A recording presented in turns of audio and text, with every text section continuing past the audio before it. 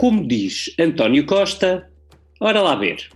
Se Mário Centeno tinha de anunciar até quinta-feira a sua não recandidatura ao Eurogrupo, se era esta terça-feira que aprovaria o seu último orçamento, então estava-se mesmo a ver que não podia passar de hoje.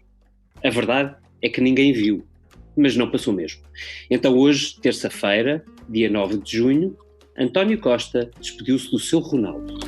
Infelizmente, o Covid não me permite dar agora o abraço que me apetecia dar ao Mário Centeno. Mas, Covid passado, o abraço será dado. E Centeno mostrou ter as contas bem certinhas, até na hora do adeus. É um fim de um ciclo longo para a história da democracia portuguesa. São 1664 dias como Ministro das Finanças, que acresce mais de 900 dias em acumulação de cargo com a presidência do Eurogrupo. Os números sempre fizeram parte deste trajeto, eles sempre estiveram certos e eu queria deixar aqui um testemunho e uma quase certeza, naquelas certezas que podemos ter, é que eles vão continuar a estar certos. Dito assim, parece tudo feito à medida de um certo lugar no Banco de Portugal. Mas para isso, Centeno ainda precisa de uma ajudinha de António Costa, uma assinatura. E para isso, Centeno também precisa do amém do Parlamento. Ora, qual não é o azar, quando de hoje o Parlamento aprovou uma lei que aparentemente pode impedir Centeno de cumprir o seu desejo. E é aí que aparece o Fernando Tordo. Adeus, tristeza, até depois. Chamo-te triste por sempre. É neste clima que reunimos a Comissão Política, ao fim de 1664 longos dias que marcam um mandato recorde. E quando se abre a porta de entrada ao já chamado Modric das Finanças. Se quiser saber quem é só esperar uns segundos. Agora vamos levantar voo. Este episódio tem o apoio da TAP Air Portugal. Dê asas ao seu negócio e ganhe dinheiro enquanto voa. Adira já ao programa da TAP para empresas em tapcorporate.com. Pois hoje comigo tenho a Liliana Valente, a excelentíssima jornalista do Expresso, que acertou em cheio no novo Ministro das Finanças. Olá, Liliana. Olá, David. E também tenho o Miguel Santos Carrapatoso, o jornalista do Expresso, que acertou em cheio quando disse que o PSD estava prontinho a bloquear Centeno no Banco de Portugal. Olá, Miguel. Olá, viva.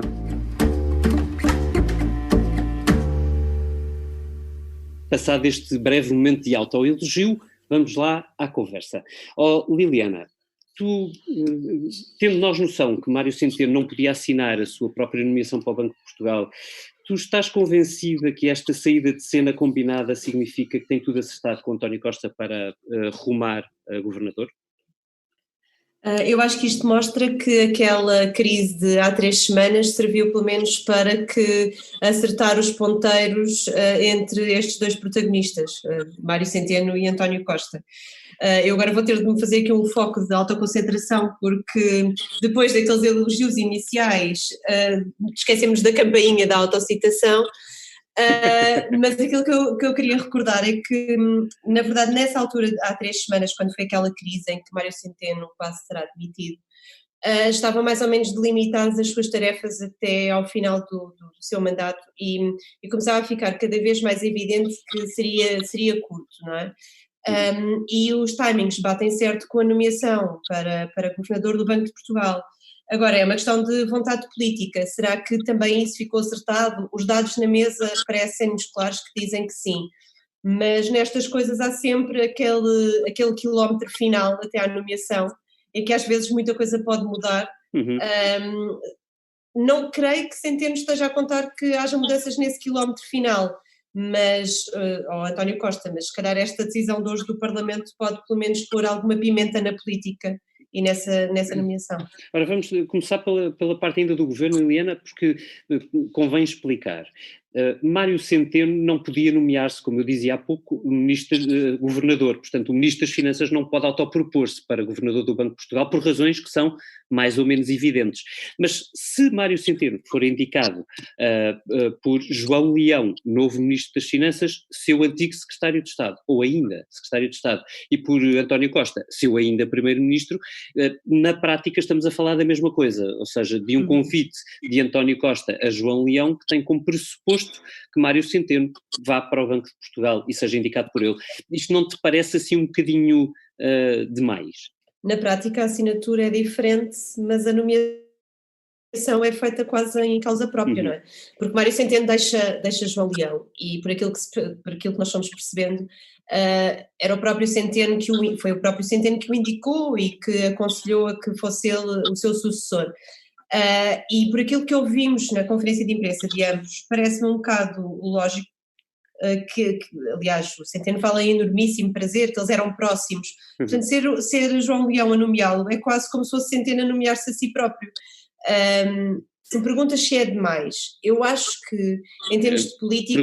Parece que é o Ministério que o Banco de Portugal parece ter ficado... Vai ser tomado de assalto, não é?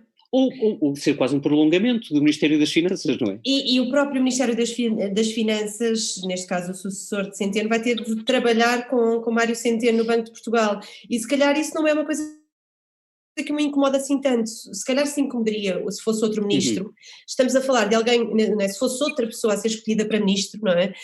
Teria se calhar mais problema em fazer essa nomeação. João Leão não parece, ou pelo menos tudo indica que não tenha esse problema, porque trabalha diariamente com ele. Outra coisa de notar aqui é que, além da saída de Mário Centeno, há várias pessoas no gabinete das finanças que são oriundas do Banco de Portugal. E, ou seja, vão transitar para o seu lugar de origem se não forem reconduzidas pelo novo ministro, e ainda não sabemos qual é a equipa das finanças, nem secretários de Estado, mas caem todas as nomeações. Portanto, há uma série de pessoas que vão voltar para o Banco de Portugal.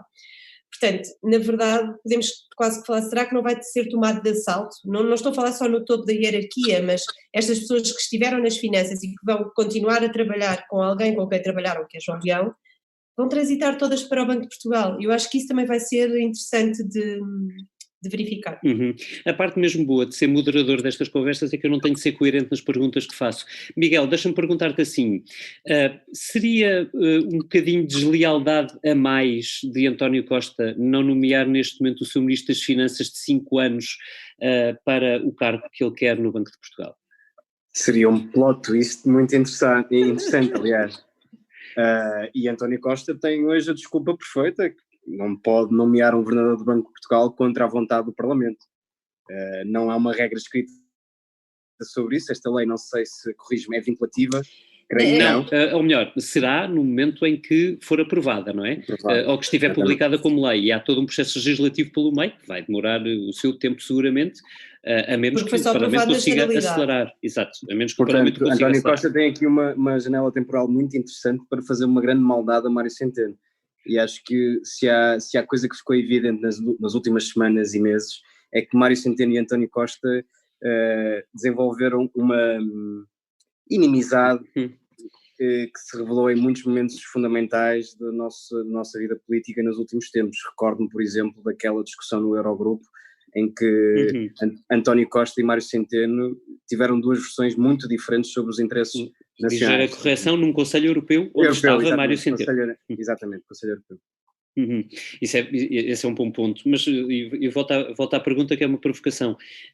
Parece lógico que António Costa sinta conforto em ter Mário Centeno ali no Banco de Portugal. Como dizia a Liliana, há toda uma vantagem em ter um ministro que vai para o Banco de Portugal e que passa a ter como ministro o seu secretário de Estado, portanto aquilo comunica diretamente. Não vamos ter o Banco de Portugal a dizer o governo se calhar devia ter tido uma estratégia orçamental diferente, ou a corrigir previsões do Ministério das Finanças. Claro. Pode ser tentador, mesmo que essa relação entre os dois já não seja brilhante. Ou seja, eu ponho as coisas ao contrário. O poder de João Leão dependerá sempre de António Costa. João Leão, neste momento, quando assumir funções como ministro, será um ministro mais fragilizado. É alguém que passa de secretário de Estado, de sombra de Mário Centeno, para o primeiro plano político. Se António Costa, e vocês escreveram isso, estiver tentado em dar primazia à economia, esquecendo o que foi o caminho até agora das contas certas, da preocupação com o déficit, ou seja, se tiver a tentação de abrir os cordões à Bolsa, vai entrar em contradição, ou pode entrar em contradição, com toda aquela que foi a política de Mário Centeno. Sabendo que João Leão é uma extensão de Mário Centeno, teremos um Ministro das Finanças sempre em grande fragilidade. Ou seja, nós podemos ter Mário Centeno no Banco de Portugal a corrigir uma política que João Leão, condicionado pela política de António Costa, não consegue impor. E, portanto, podemos ter Mário Centeno, um homem mais livre neste momento, ou melhor, se chegar a governador do Banco de Portugal será mais livre, não dependerá do Primeiro-Ministro, nem dependerá do Governo, a criticar abertamente um governo do qual fez parte. Isso pode criar um grande obstáculo e uma grande dor de cabeça a António Costa, que é ter o Ronaldo das Finanças a criticar a tática que António Costa quiser impor daqui em diante. Tudo dependerá certamente do caminho escolhido por António Costa. Eu também tenho muitas dúvidas e é importante recordar que Mário Centeno foi aqui e ali, aliás, na campanha essencialmente, o grande trunfo de credibilidade deste governo. Mas também foi na campanha que mudaram as coisas também. Exatamente, mas foi em 2015 em que se apresentou Mário Centeno como alguém das contas certas e agora em 2019 Mário Centeno era o campeão, era vendido em quase todos os comícios como o homem que garantia a estabilidade das contas públicas portuguesas. Portanto, eu também tenho dúvidas que António Costa vá de um momento para o outro renegar todo o caminho que percorreu até agora para enverdar por um caminho totalmente diferente. Eu discordo tanto do Miguel. Não, eu aproveito para passar a bola. Eu, aliás, na introdução falava-vos do Modric das finanças, todos nos lembramos do epíteto com que ficou conhecido Mário Centeno, Ronaldo, o nosso muito famoso Ronaldo. O Modric vem de uma entrevista que a Visão fez a João Leão, provavelmente a sua última, ou uma das suas últimas, a propósito de um orçamento de Estado que foi aprovado, e ele era apresentado como Modric no sentido precisamente do prolongamento da metáfora, não é? E era salvo erro, Liliana, tu é que nos reapresentaste esse texto ainda há pouco, aqui no Expresso, era o homem que seguramente pensa o mesmo que Mário Centeno sobre a necessidade de contas equilibradas e que não deixará... das cativações. Ora explica-nos. Não, e tira com consequências, ou seja, o que é que se espera deste novo ministro?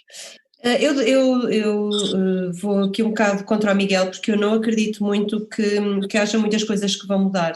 Há uma coisa política que eu acho que vai mudar, já não é Centeno, não é? Vai ser um prolongamento de Mário Centeno, mas eu acho que a política mais ou menos se vai manter, e eu acho que a escolha do João Leão foi exatamente porque nesta altura... Juliana, deixa-me só corrigir, porque eu posso me ter explicado mal. Eu também acho que vai ser uma continuação, foi isso mesmo que eu quis dizer. Acho que António Costa não vai dar aquele poder todo a Cisa Vieira que muita gente vai especulando que possa acontecer daqui em diante. E que as contas certas continuarão a ser o principal pilar deste governo, é só isso. Acho que há aqui vários planos e um deles começa com o dinheiro que nós vamos ter para investir, é um dinheiro extra, aquele dinheiro que nós já temos nas nossas contas normais, com as nossas receitas que vêm lá de fora, e nisso é que eu acho que pode haver, ou seja, todo o investimento que nós vamos fazer do plano de retoma é com o dinheiro que virá do plano de retoma europeu, e portanto, ou seja, aquilo que eu quero dizer é aquela parte que depende de João Leão, que é mais o controlo das contas públicas, das nossas receitas de impostos, eu acho que isso vai continuar. Ou seja, aquilo que eu discordo de ti é, eu acho que ele vai manter na mesma este poder das contas certas, porque depois há uma espécie de orçamento em cima deste orçamento, e é aí que o governo irá fazer os seus investimentos. Aquilo que nós temos andado a escrever, até porque quando a semana passada falámos da hipótese, e era uma hipótese João Leão ser Ministro das Finanças, era porque ele tem a mesma visão de controle de Mário Centeno, e eles não tinham trabalhado juntos, mas acabaram por trabalhar nos últimos 5 anos, e era o secretário de Estado que apertava os investimentos e escondia, como dizia um governante. Ele tem uma gaveta muito funda, ia lá deixando os pedidos e volta e meia abrindo a gaveta e soltando quando era muito pressionado. O senhor cativações. Portanto, ele já tinha esse poder, portanto eu acho que ele na verdade vai mantê-lo, mas agora e há aqui outra coisa que é preciso dizer, que António Costa, que hoje aparece com uma espécie de, agora vamos apadrinhar aqui a nomeação de João Leão, e aparece com o Mário Centeno, os dois juntos, aqui este é que é o sucessor, que também achei um pouco bizarro. Mas há aqui outra questão que é, João Leão vai se manter como Ministro de Estado e das Finanças, e isto, o que pode dizer muito pouco, também pode querer dizer alguma coisa, que é um recado para dentro do Governo. Pelo menos eu li assim, como um recado para dentro do Governo. Por ter Centeno fora, que isto das finanças não vai ter o mesmo peso. Se ele vai conseguir, já é outra coisa, e aí pode o Miguel ter razão. Um sinal. Mas uma pergunta para os dois, que é a pergunta que ainda não respondemos, ou não tentámos responder.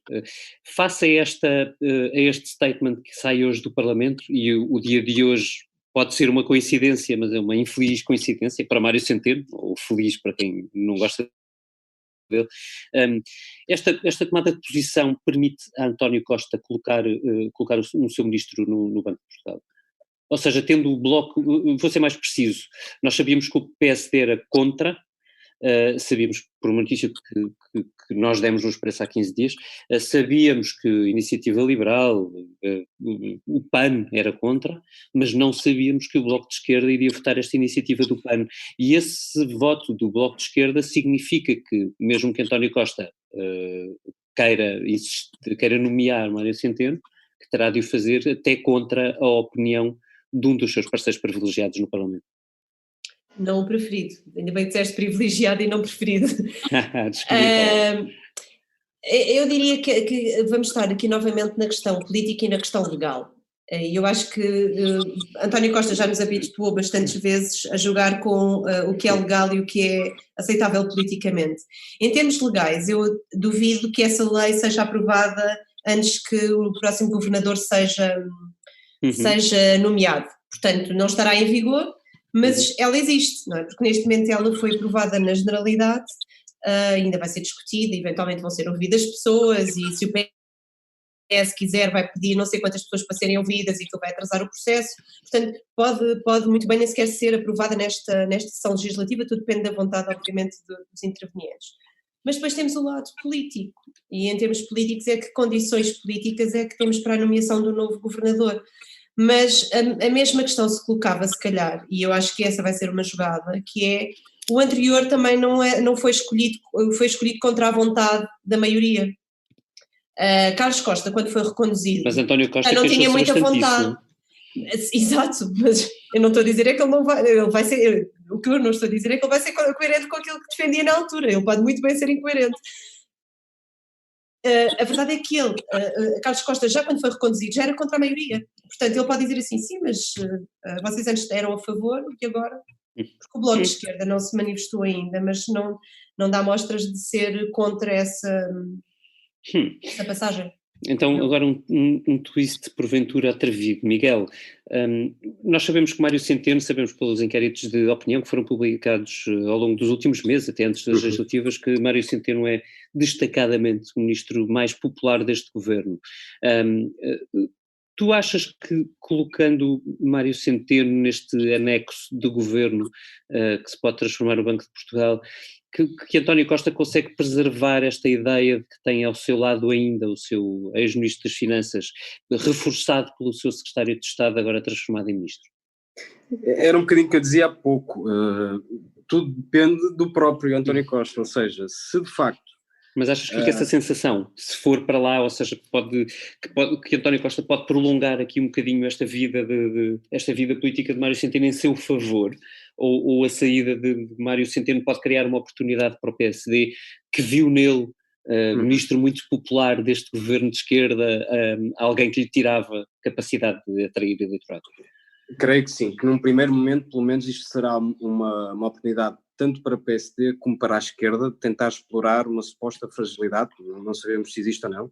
João Leão, como dizia a Liliana, até foi catapultado como artifício das cativações, portanto tinha um grande peso dentro do Ministério das Finanças, não quero mais esquecer. Portanto, se num primeiro momento, de facto, eu acredito que a tentação do PSD e da esquerda seja, e vem aí um orçamento em outubro a ser negociado, portanto vai ser um primeiro embate, e será um teste à resistência e resiliência de João Leão. Se António Costa lhe der, de facto, poder para dizer não, para ser ele próprio o Ministro das Finanças, não só no papel, mas também enquanto membro ativo do governo, Aí acho que o governo não sairá fragilizado. Se António Costa, que já tem poucos ministros com peso e voz autónomos dentro do governo, perder Mário Centeno e não conseguir ou não der a oportunidade a João Leão para ser ele próprio uma voz autónoma, eu acho que este governo começa a ficar muito coxo nesse aspecto. Começa a faltar muita gente que diga não, esse não é o caminho, não, nós temos que fazer escolhas e essa não é a escolha certa. Porque nós não nos podemos esquecer que o PS não tem maioria no Parlamento, que o PS terá de negociar os próximos orçamentos, que vem uma bazuca de dinheiro europeu e que é preciso fazer escolhas e que essas escolhas terão sempre impacto político, porque à esquerda e à direita temos vários players que querem condicionar as próximas políticas daqui a 10 anos. E, portanto, o próximo Ministro das Finanças, João Leão, terá de ter também poder, assim como terá de ter poder Cisa Vieira, e o núcleo do governo terá de ser muito duro e muito resistente, porque caso contrário será uma brecha enorme na estabilidade do governo. Liliana, para fecharmos esta conversa em jeito de primeira impressão sobre o dia da saída de Mário Centeno, tu achas que é, ou perguntando de outro modo, que sensação é que tu achas que Mário Centeno deixa no Partido Socialista e no governo neste momento de saída? Primeiro deixa-me só dizer que concordo plenamente com o Miguel. O sucesso de João Leão dependerá única e exclusivamente daquilo que António Costa deixar de fazer. Isto não foi uma tentativa de nada descarada de fugir à tua pergunta, mas tentando responder-lhe para já, e à hora que estamos a gravar, esta conversa já são 4h40, ainda há assim um silêncio assim um bocadinho estranho. Mário Centeno Na foi verdade visto... não vimos, corrijo-me se for verdade, nenhuma conferência de imprensa do Partido Socialista sobre este assunto, ao Para contrário do que aconteceu com todos os outros partidos. Para já não, mas aquilo que eu acho que é de recordar, e o Miguel há bocado falava disso, falava da campanha eleitoral. Só dar uma chega, Ana Catarina Mendes já falou, disse que Centeno foi o melhor Ministro das Finanças de sempre. Pronto, então lá se vai toda a minha tese. Mas não, por acaso... Mas também deixa-me se a líder parlamentar do PS não o dissesse, ninguém seguramente o diria. Exato, mas abre a porta. Acho que na partida toda a gente deixa saudades. Sim, deixa ver. Mas o que é que eu queria lembrar, e até falando de uma coisa que o Miguel disse há bocado, a relação de Mário Centeno com o PS foi primeiro ali uma coisa meio estranha no seu início, mas depois tipo era toda a gente a defender o cenário macroeconómico e foi depois as contas certas, e ele obviamente mudou o discurso do PS na questão das contas certas e transformou o discurso do PS.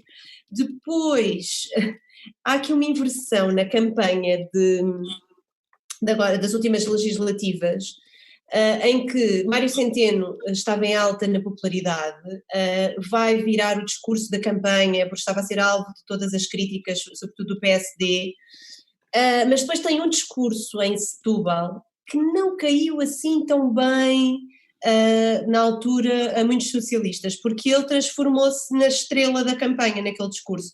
Eu lembro, é um discurso que ele começa a dizer assim: alô, Dr. Rui Rio, estou a falar para si. Pronto. Ele dirige diretamente a Rui Rio, eu há bocado estive a reler um texto que escrevi na altura, 20 minutos só a falar para Rui Rio, e foi num estilo muito agressivo, numa altura esquisita, porque estávamos de luto. E a campanha do PS não tinha música, não tinha nada, e vai Centeno e faz um discurso assim estranho. E na altura aquilo não foi muito bem visto, porque foi visto como um Centeno a pôr-se em bicos de pés. E houve algumas pessoas que desde então começaram a duvidar. E também foi na altura em que começou sempre a falar que Centeno não queria estar muito mais tempo no governo. E muito mais tempo foi mais um ano. Ainda não passou sequer um ano. Interessante. Coisas que não te saem da cabeça. Ora, vamos lá saber o que é que mais não nos sai da cabeça. Miguel, comece por ti. Não me sai da cabeça, foi uma frase preferida por Rui Rio na entrevista que ontem concedeu à TVI, a propósito das manifestações de sábado, manifestações antirracistas. Rui Rio discordou do modelo encontrado para fazer a manifestação, dizendo que podia pôr em causa a saúde pública, Isso é uma parte, até aí eu sou capaz de concordar com o Rui Rio, mas depois disse uma coisa que não me sai da cabeça até agora,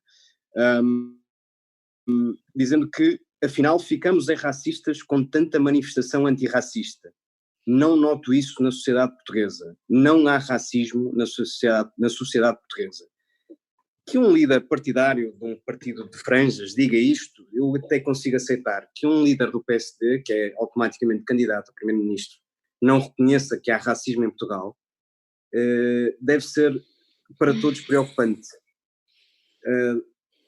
Ou o Rui Rio anda muito distraído, que é uma possibilidade, ou o Rui Rio não conhece o país.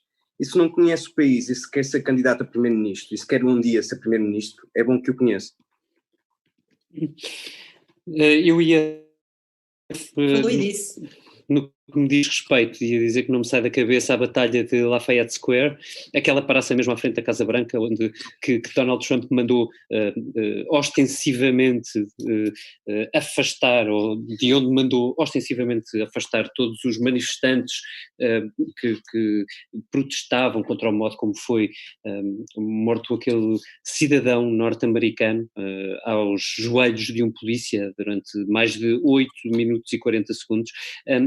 Eu ia falar desse momento incrível em que um presidente de uma suposta grande democracia do mundo manda retirar toda a gente que está a protestar à sua frente para poder ir fazer uma fotografia com uma Bíblia na mão, sem rezar, sem ler, mas depois de ouvir o Miguel achei que fazia mais sentido dizer que não me sai da cabeça aquela frase de Donald Trump, o presidente americano que diz, jura sobre a Bíblia que nunca nenhum presidente como ele fez tanto pelos negros nos Estados Unidos.